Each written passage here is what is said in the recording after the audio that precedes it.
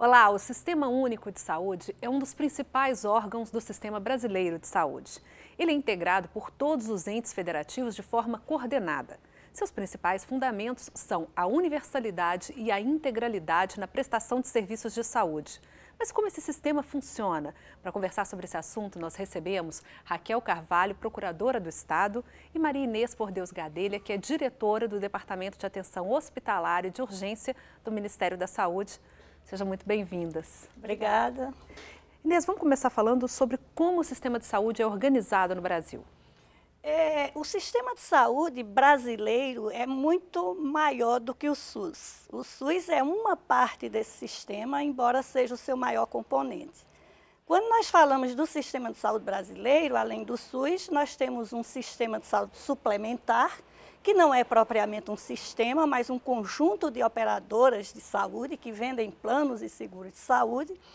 Temos um sistema formado pela chamada autogestão, que geralmente são de empresas, e o sistema de saúde estatal ainda, os famosos servidores do Estado, e, por fim, os sistemas de saúde dos ministérios militares.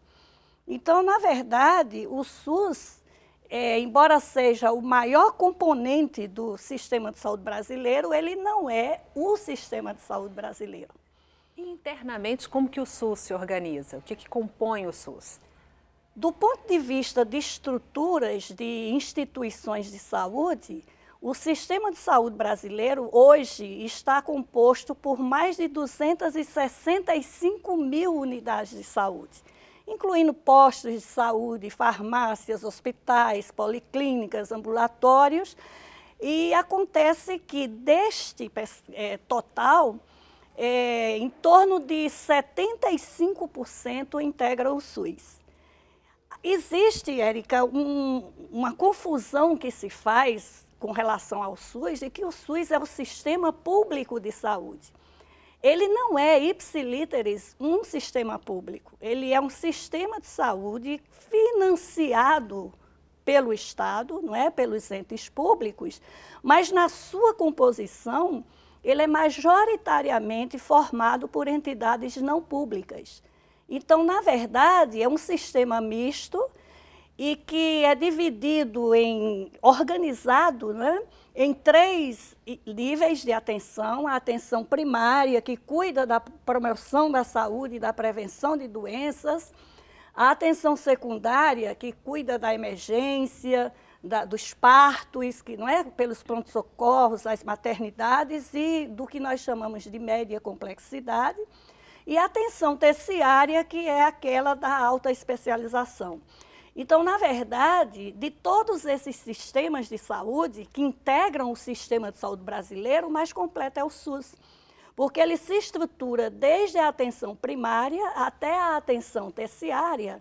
Só que à medida que nós percorremos esses níveis de atenção à saúde, o perfil de estrutura vai se modificando, ou seja, na atenção primária é majoritariamente pública, de natureza pública. As estruturas são ou municipais, ou estaduais e mais raramente federais.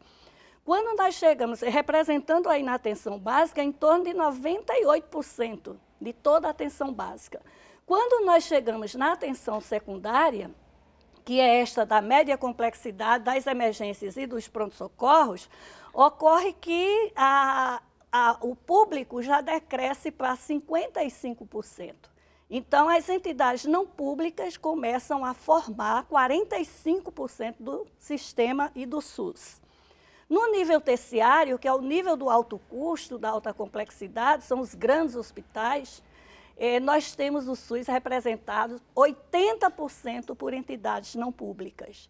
Então, assim, aproveitar esta oportunidade para chamar a atenção sobre isso. É um sistema de financiamento público, mas a maior parte das suas estruturas de saúde é constituída por entidades não públicas, privadas, com ou sem fins lucrativos, sendo que a maioria sem fins lucrativos. No entanto, na atenção terciária, que é a mais judicializada, que é a mais contestada, digamos assim, judicialmente, a composição do SUS é majoritariamente em 80% de entidades privadas, sendo que a grande maioria filantrópicas. A compreensão jurídica desse aspecto que a doutora Maria Inês Gadelha acabou de mencionar a propósito da natureza do Sistema Único de Saúde, ela é fundamental principalmente para as pessoas que trabalham na realidade jurídica em razão da judicialização das matérias relativas à prestação de serviço de saúde, fornecimento de medicamentos. Porque a impressão que se tem do ponto de vista teórico-formal é que o Sistema Único de Saúde ele é público. Se imagina o SUS como constituído de órgãos da administração direta, federal, estadual, municipal, distrital, entidades da administração indireta, federal, estadual, municipal, distrital, e não se compreende a amplitude, a significativa participação de pessoas privadas que são contratadas e conveniadas pelos poderes públicos nas diversas esferas da federação. Isso em um estado como o brasileiro, que tem descentralização política, âmbito federal, estadual, municipal, distrital, administrativa, é de fundamental importância para que nós tenhamos, do ponto de vista da prestação, uma compreensão dos próprios veículos que juntam aquele que de fato é o executor da prestação do serviço de saúde ou da atuação e o próprio Estado. E é interessante observar, Érica, que os prestadores de serviço são os mesmos, tanto no sistema de saúde suplementar, como no SUS, como nos estatais, com a exceção dos ministérios militares, que são próprios.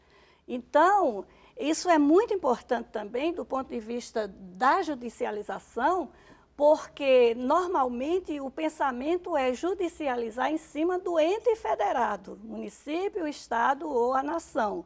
No entanto, a origem da ação judicial não se encontra em nenhum desses âmbitos, mas sim no âmbito do prestador de serviço, especialmente aquele do nível terciário, que cursa com alto custo, alta complexidade, e que 80% do SUS não são compostos por entes públicos. Então, vê-se aí o contexto em que se vive a judicialização no Brasil. E quais são os objetivos, os princípios do SUS? O SUS foi concebido com princípios fundamentais, entre os quais se alocam 3. O da universalidade, o da integralidade assistencial e do controle social.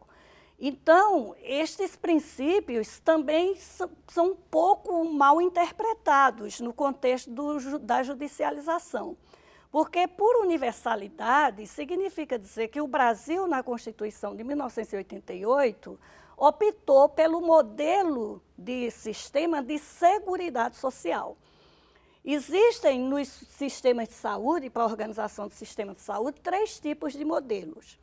O modelo da assistência à saúde, que é um modelo, vamos dizer, de direito individual, particular, em que o Estado atua para o que nós chamávamos antigamente de indigentes. Temos o modelo de seguro social, e que há uma participação no financiamento dos próprios indivíduos, normalmente é o Estado e os indivíduos, os cidadãos, participando do financiamento, e existe, que é o chamado seguro-saúde, e existe o de seguridade social. No caso deste terceiro tipo de modelo, que é o do SUS, é estatal. O financiamento do sistema é estatal e ele cursa com a universalidade. Neste caso, o que se garante, ou se deveria garantir, o que não é o caso no Brasil por conta da judicialização, o que traz muita injustiça, na verdade, é o direito mínimo vital, com responsabilidade do Estado. Então, assim, o conceito da universalidade é isto, é um direito de todos, um dever do Estado, porém garantido por meio de políticas públicas e com administração estatal. Uma coisa interessante, um segundo princípio do SUS, e que também se faz muita confusão sobre ele, é o da integralidade assistencial.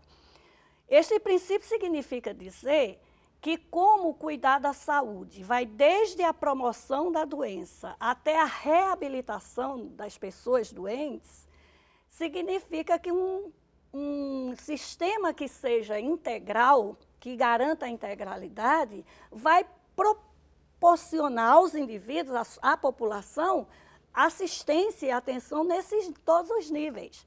Não significa a interpretação que normalmente, a Raquel pode me corrigir, que há dentro dos operadores de direito, que a integralidade é a oferta de tudo que existe a todos de maneira no momento em que se haja a definição de que aquela ação ou serviço de saúde deva ser prestado. Isso é o princípio da integralidade. E existe também uma confusão com relação a uma palavra muito utilizada dentro do SUS, que é a equidade.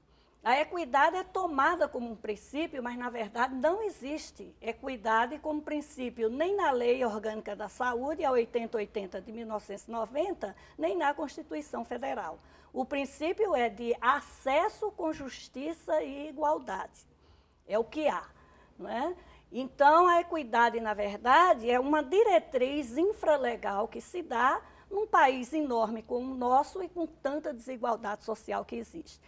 Pois bem, esses princípios são o que norteiam a organização do SUS. E para ele funcionar, dois outros grandes princípios se apresentam. O primeiro é da gestão descentralizada, a gestão da hierarquização desses níveis de atenção para garantir a integralidade da assistência e da atenção à saúde, e o controle social. Então, nós, com esses 5 princípios fundamentais, concebemos o SUS e fazemos a sua implantação. Né? Então, a gestão é descentralizada, o sistema é hierarquizado porque ele tem níveis de atenção. E cobre todos, o SUS cobre todos. Como eu falei, os outros sistemas não fazem isso. Não é? E o princípio da gestão descentralizada com o controle social. Então, para tudo isso acontecer, o SUS conta com as comissões intergestores, estados com os seus municípios, a comissão tripartite, que é o federal com os estados e municípios, e as comissões intergestores regionais, que são aquelas comissões que se formam em territórios de atenção à saúde que compreendem mais de um estado federativo.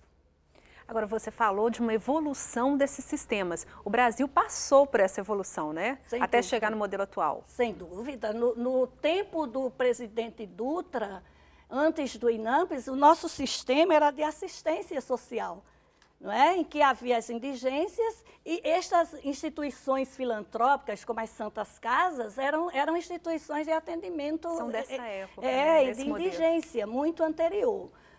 Quando veio o governo Dutra e o Juscelino Kubitschek, se começou a fazer a compra de serviço. E com a criação do INAMPS se passou para um fortalecimento desse modelo de compra de serviço por seguro social. Estava vinculado até a carteira assinada. É isso mesmo, o seguro social é meritocrático. Significa dizer que a pessoa que tiver num nível de emprego melhor, ela vai ter acesso melhor. Então, na verdade, o INAMPS era isso, era um modelo de seguro social em que quem tinha carteira assinada, né, tinha o acesso aos seus respectivos sistemas de saúde, embora os prestadores fossem os mesmos. Então, nós tínhamos o sistema dos bancários, dos industriários, disso, daquilo. Mas os prestadores eram o mesmo, a compra de serviço. Não é? Acontece que, quando chegaram os anos 1970, a pressão social em cima da necessidade de se aumentar o acesso à saúde, fez com que o governo militar, na época, fosse estendendo a cobertura do INAMPS para fora da carteira. Então, eram os empregados com os seus parentes. Depois eram os pobres num nível tal. Depois era a maternidade. E assim ele foi, chegou ao fundo rural. Começou a incluir o pessoal da zona rural. E dentro do próprio INAMPS, foi se estruturando e se concebendo e discutindo um sistema de saúde que fosse mais amplo. Então, surgiram aí as chamadas, como era o nome, Raquel? Conferências de saúde. Não, ainda não, eram as ações integrais de saúde, são do tempo do governo da ditadura militar. Ações integrais de saúde em que se procurava acabar com aquela partilha de prestação de serviço e tentando organizar minimamente a integralidade assistencial. Das AIS se passou, então, para um conceito e uma concepção de organização do sistema chamado SUDES, que era o Sistema Único Descentralizado de Saúde. E com a 8ª Conferência de Saúde, já no final do governo militar, em 1986, né, acho que já era o governo Sarney, houve a 8ª Conferência, que foi a que concebeu a ideia do SUS. E que a Constituição de 1988 incorporou. Então, foi muito interessante porque se pensa que se juntou um bocado de gente e concebeu o SUS. Não é isso, é toda uma história que se vem no país, não é? Desde o conceito de filantropia com as santas casas, evolui para essas questões de seguro social com o INAMPES, vai para a AIS, vai para o SUDES, chega ao SUS. E nós incorporamos. Acontece que, quando o presidente Collor foi assinar a Lei Orgânica da Saúde, a famosa Lei 8080 de 1990, ele tirou da lei, ele vetou aqueles artigos que faziam referência ao financiamento e aos conselhos.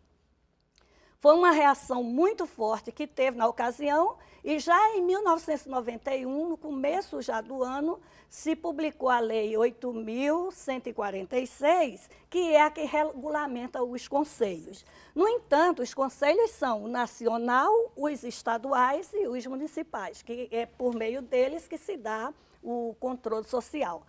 Mas a questão do financiamento continua em suspenso, né? Ficou ligada à Previdência